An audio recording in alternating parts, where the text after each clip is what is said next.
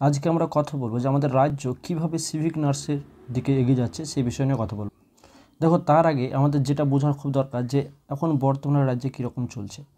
দেখো, আমরা অনেক দিক থেকে শুনে আসছি যে সিভিক টিচার অর্থাৎ স্কুলে পার্মানেন্ট টিচার বলে কিছু থাকবে না, একটা মাসিক কিছু একটা বেতনের মাধ্যমে সমস্ত টিচারগুলোকে সিভিক টিচার করে দেওয়ার একটা পরিকল্পনা চলছে। অর্থাৎ সমস্ত সরকারি স্কুলগুলোকে বেসরকারির দিকে এগোনোর একটা প্রথম ধাপ বলতে পারো। এখন আমি এই কথা কেন বলছি, দেখো একটা সমীক্ষার সাহায্যে বোঝার চেষ্টা করি। দেখো, 2011 পূর্বে রেগুলার এসএসসি হতো, যার ফলে অনেক ক্যান্ডিডেট চাকরি পেয়ে যেত। তারপরে 2014 সালে রিক্রুট হয়, তারপরে হচ্ছে গিয়ে 2016, এবং এই 2016 সালের ক্যান্ডিডেট সমস্ত আমরা জানি 26,000 বাতিল হয়ে গেল। ফলত এখন একটা বেকারের একটা বেশ বেড়ে গেছে। ফলত এখন ওরা যাই পাবে 5-10 হাজার বা 15,000 যাই হোক, সে সিভিক টিচারের মধ্যে তারা চলে যাওয়ার চেষ্টা করবে।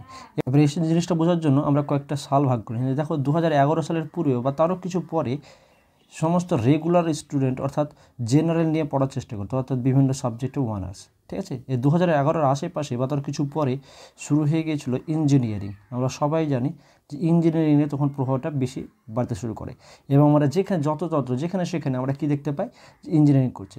তারপরে চলে আসো 2017 এবং তার আশেপাশে কী শুরু হয় যে এমবিবিএস, এই ব্যাপারটা তখন মাথা চাড়া দেয়, এবং নার্সিং তখন অতটা বেশি ছিল না, কিন্তু হচ্ছে এমবিবিএস ব্যাপারটা চলে আসতে শুরু করে।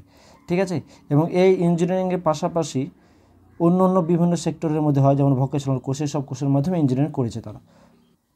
আর এখন তুমি যদি দেখো তাহলে ম্যাক্সিমাম সবাই হচ্ছে হেলথের দিকে যাচ্ছে, অর্থাৎ হয় এমবিবিএস, না হয় নার্সিং, না হয় এএনএম, জেএনএম এবং এই সমস্ত। ফলত একটা অনেক বেশি স্টুডেন্ট সংখ্যা বেড়ে গিয়েছে, এবং এর বেড়ে যাওয়ার একটা কারণ হচ্ছে যে প্রাইভেট কলেজগুলোর বেশি বেড়ে যাওয়া।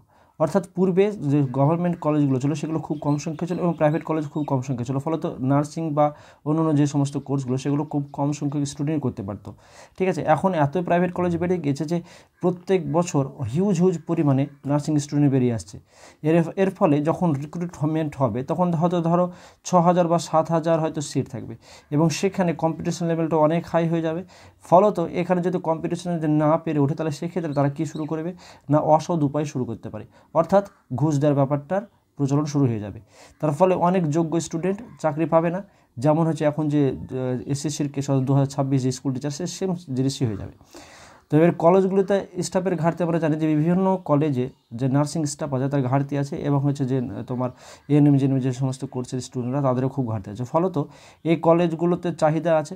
ফলত যখনই সরকার স্কিম বের করবে যে মান্থলি 15,000 বা 20,000 দিয়ে তোমাদেরকে রেখে দাও, তখন দেখবে যে তোমরা অনেক যারা ভালো স্টুডেন্ট তারা হয়তো রাজি হবে না, কিন্তু তার মধ্যে কমপক্ষে 50% বা কমপক্ষে 30% অবশ্যই রাজি হয়ে যাবে।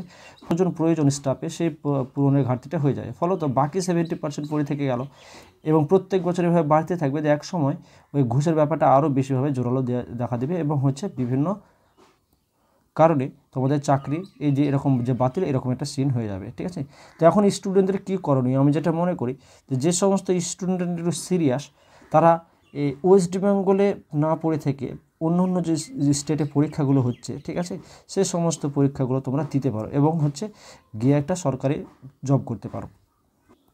যেমন ধরো নর্থ দিতে পারো। তারপরে যখন ইউপিতে যে এখন পরীক্ষা নিয়োগ প্রক্রিয়া শুরু হয়েছে সেই বিষয়ে, তো আমরা এই বিষয়ে ভিডিও আপলোড করবো, তো অবশ্যই চ্যানেলটি সাবস্ক্রাইব করে দাও, তাহলে পরে তোমাদের কোথায় রিক্রুট হচ্ছে তোমরা সেটা নোটিফিকেশন আকারে পেয়ে যাবে।